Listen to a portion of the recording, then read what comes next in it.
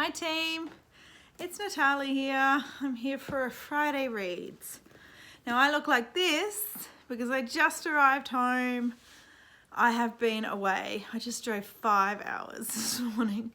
I've been away in a town called Bundaberg, which is 5 hours north of here, for a funeral, and spent the week up there.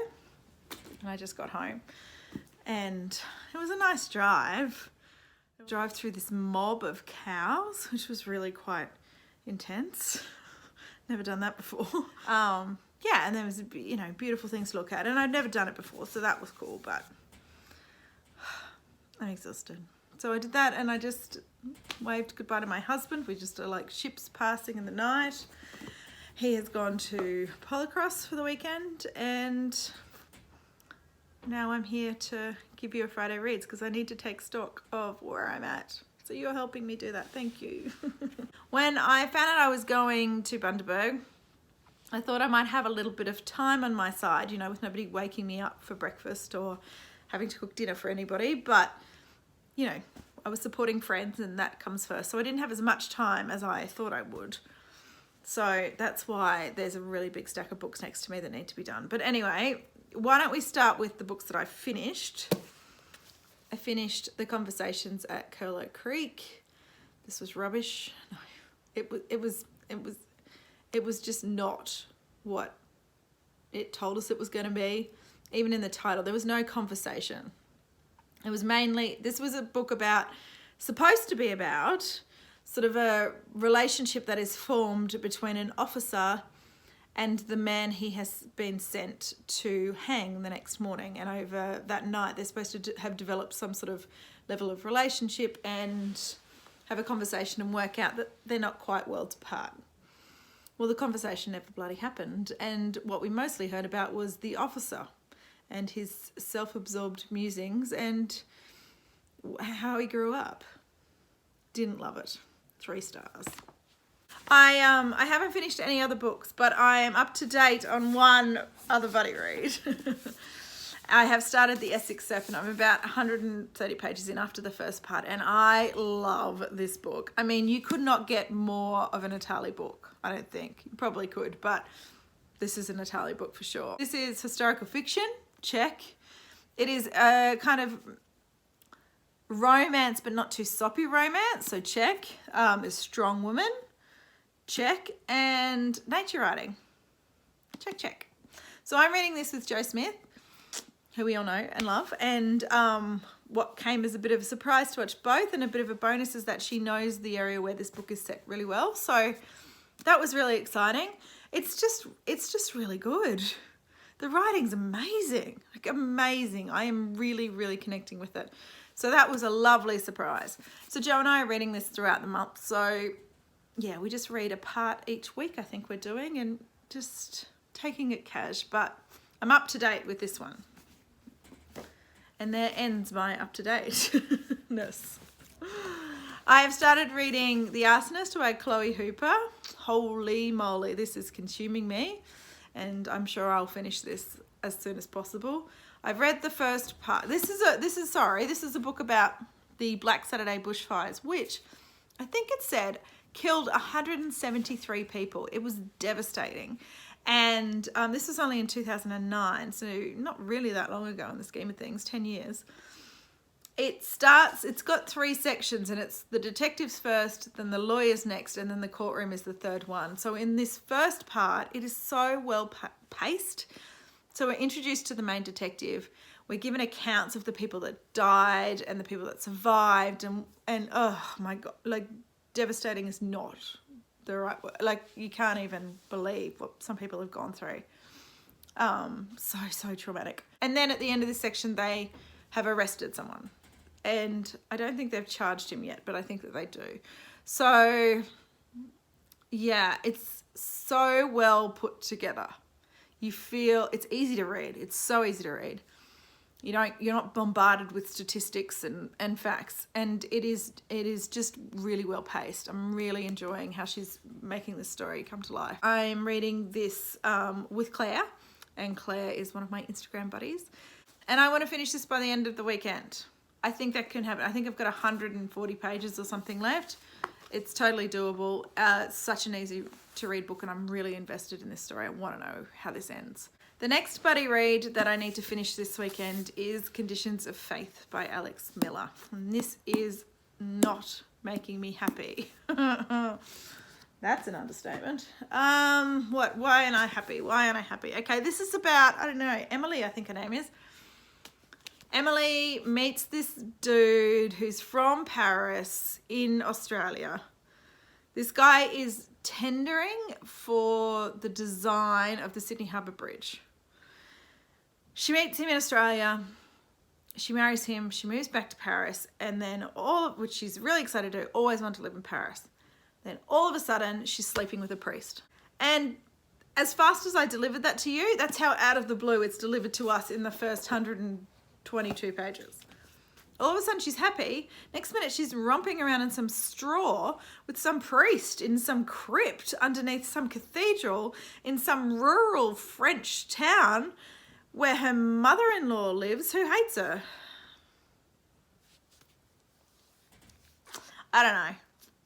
I'm not excited to pick up the second part. I think that I'm reading this with Michelle, a lovely friend from the comments.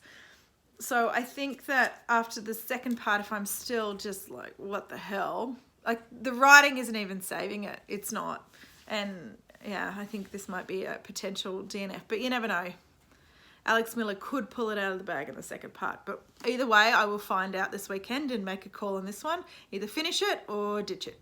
Then, are you ready for this? I have been listening to an audiobook. Yes, my friends, my very first audiobook, and it is for The Overstory by Richard Powers. As I said, I had 5 hours drive to Bundaberg on Tuesday, and then I drove 5 hours back this morning.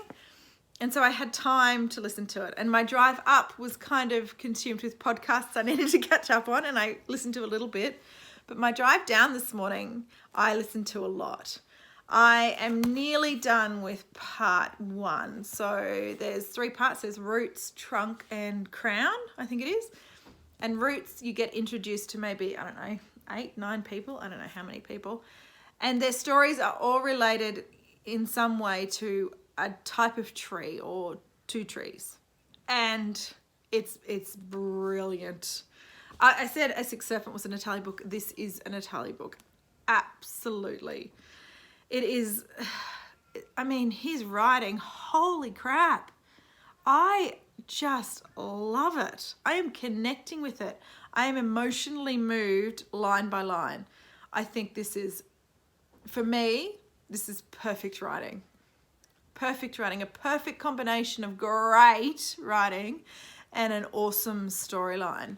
I don't know what happens to all of these people in the next part. So they all come together. You all know, because everybody and his dog has read this book except for me. But I think it is really, really sucking me in. I love it. And I'm going to continue to listen to it on audio. I have 40 pages left, and obviously listening to it on audio takes a lot longer than reading it, right? I'm just enjoying being told this story. And that's really interesting to me, because I would never have said that I would have enjoyed that ever. Yeah, really loving it. So glad I'm finally getting to this. Yeah, and I'm reading this with Paula from Joy Your Book. So we need to finish this month. So I just need to get to that little blue mark and I'll be on schedule. And then 2 buddy reads that I'm totally behind on.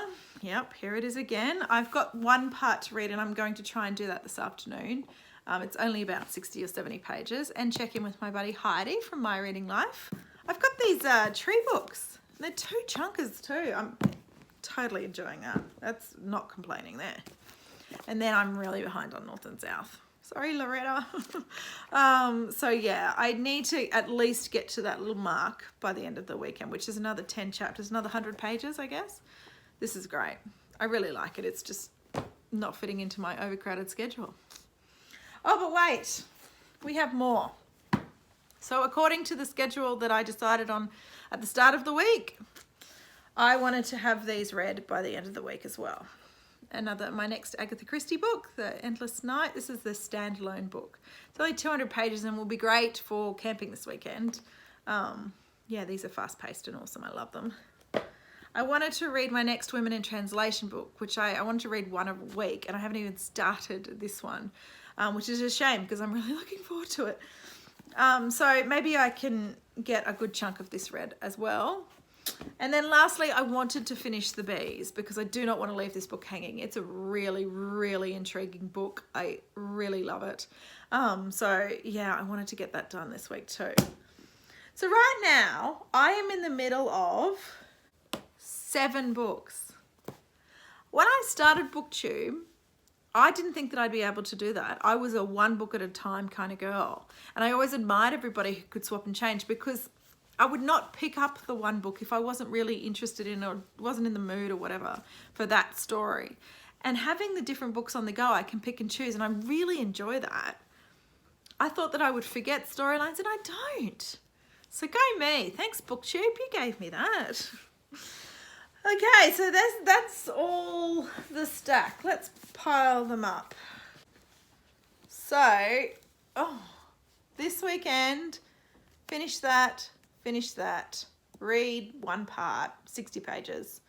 Read another 40 pages of that. Oh, what's that? North and South at the back. Read about 100 pages of that. Finish that, finish that, finish that.